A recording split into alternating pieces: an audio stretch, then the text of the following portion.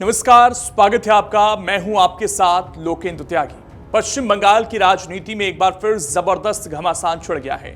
तृणमूल कांग्रेस के राष्ट्रीय महासचिव और सांसद अभिषेक बनर्जी पर सोनारपुर में हुए हमले के बाद सियासी पारा अचानक चढ़ गया है। इस घटना ने न केवल बंगाल की राजनीति को बल्कि राष्ट्रीय राजनीति को भी गरमा दिया है। कांग्रेस, आप और राजद से लेकर समाजवादी पार्टी तक कई विपक्षी दल अभिषेक बनर्जी के समर्थन में उतर आए हैं, जबकि ममता बनर्जी ने सुरक्षा व्यवस्था और अस्पताल प्रशासन की भूमिका पर गंभीर सवाल खड़े कर दिए हैं। बताया जा रहा है कि अभिषेक बनर्जी दक्षिण 24 परगना जिले के सोनारपुर इलाके में चुनाव बाद हिंसा से प्रभावित परिवारों से मुलाकात करने पहुंचे थे।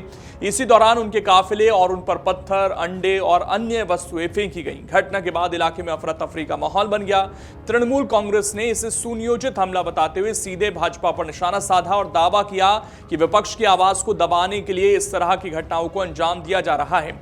घटना की जानकारी मिलते ही ममता बनर्जी सक्रिय हो गईं। वो तुरंत अस्पताल पहुंची और अभिषेक की स्थिति की जानकारी ली। इसके बाद मीडिया से बातचीत करते हुए उन्होंने सुरक्षा व्यवस्था को लेकर कई सवाल उठाए। ममता ने अस्पताल में इलाज को लेकर भी सवाल उठाए। ममता बनर्जी ने भाजपा पर गंभीर आरोप लगाते हुए कहा कि अस्पताल में और अधिकारियों पर दबाव बनाया जा रहा है ताकि अभिषेक बनर्जी का इलाज ना हो सके।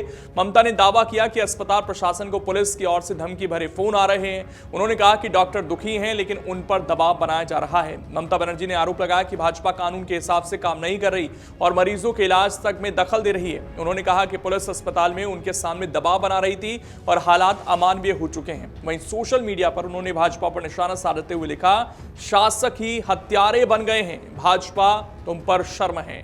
वहीं इस घटना के बाद ममता बनर्जी को इंडिया गठबंधन के अन्य नेताओं का भी समर्थन मिलता हुआ नजर आया है। घटना पर राहुल गांधी ने लिखा, सांसद अभिषेक बनर्जी जी पर सोनारपुर में हुआ हमला बेहद निंदनीय है। एक सांसद पर हमला सिर्फ एक व्यक्ति पर हमला नहीं बल्कि उस जनता पर हमला है जिसने उन्हें चुना है, और उस लोकतंत्र पर हमला है जो हम सबकी साझी विरासत है।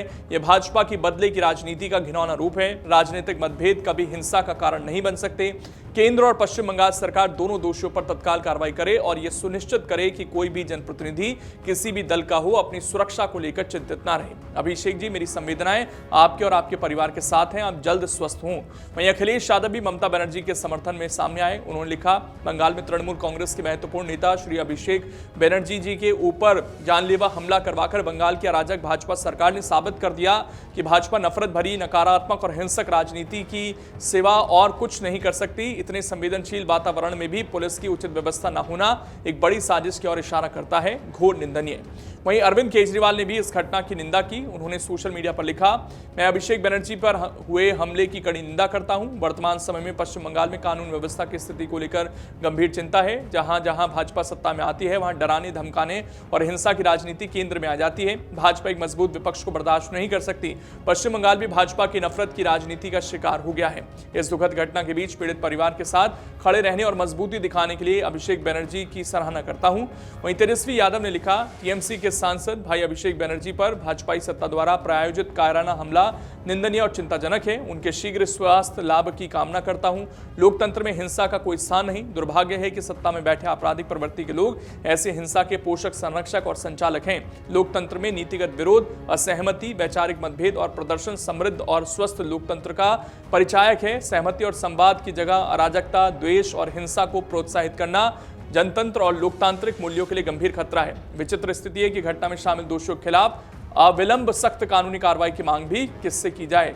ट्रंप पर हमले को अमेरिकी लोकतंत्र के लिए खतरा बताने वाले प्रधानमंत्री मोदी जी भारतीय लोकतंत्र में इस राजनीतिक हिंसा और हमले की निंदा करेंगे या नहीं? हालांकि भाजपा नेता इन सभी आरोपों को खारिज कर रहे हैं। भाजपा की पश्चिम बंगाल इकाई के अध्यक्ष समीक भट्टाचार्य ने कहा कि लोकतांत्रिक व्यवस्था में किसी भी प्रकार की हिंसा स्वीकार्य नहीं। उन्होंने दावा किया कि भाजपा का इस घटना से कोई संबंध नहीं और राजनीतिक लाभ के लिए आरोप लगाए जा रहे हैं। भाजपा नेताओं ने यह भी कहा कि अतीत में उनके कार्यकर्ताओं को भी हिंसा का सामना करना पड़ा है। वहीं इस घटना के बाद अभिषेक बनर्जी को एक्स श्रेणी की सुरक्षा प्रदान करने का निर्णय लिया गया है। इससे पहले ममता सरकार के दौरान अभिषेक बनर्जी को Z+ श्रेणी की सुरक्षा प्राप्त थी, लेकिन सत्ता परिवर्तन के बाद उनकी सुरक्षा व्यवस्था हटा दी गई थी। अब नई व्यवस्था के तहत उनके साथ हर समय 3 सुरक्षाकर्मी तैनात रहेंगे।